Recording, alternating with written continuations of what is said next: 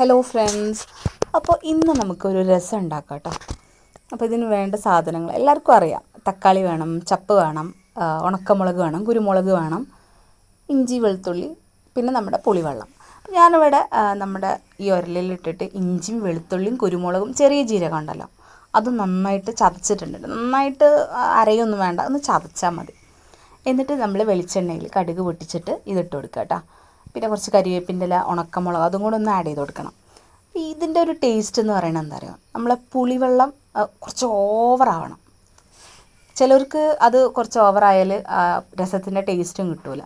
പക്ഷേ ഇത് നമ്മൾ എത്രയാണോ പുളി ഇടുന്നത് അതിൻ്റെ ഡബിൾ ഇരട്ടി വെള്ളം ഒഴിച്ചിട്ട് പിന്നെ വറ്റണം.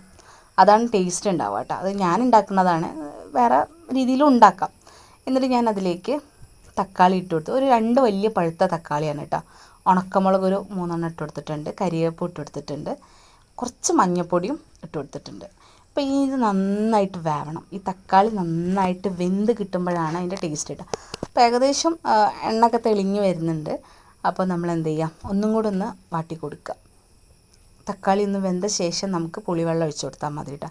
അപ്പോൾ ഈ സമയത്ത് നമുക്ക് ഉപ്പൊക്കെ ഒന്ന് നോക്കാം, കാരണം നമ്മൾ പുളി ഒഴിക്കുമ്പോൾ പിന്നെ ഉപ്പ് കുറവായിരിക്കും. അപ്പോൾ കുറച്ച് കൂടി നിന്നാലും കുഴപ്പമൊന്നുമില്ല കേട്ടോ.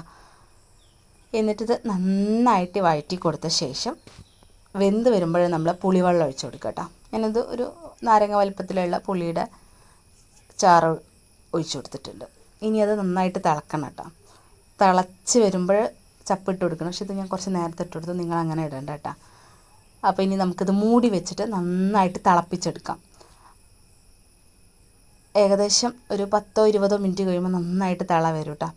നല്ല സ്മെല്ലാണിത്. അപ്പോൾ അത്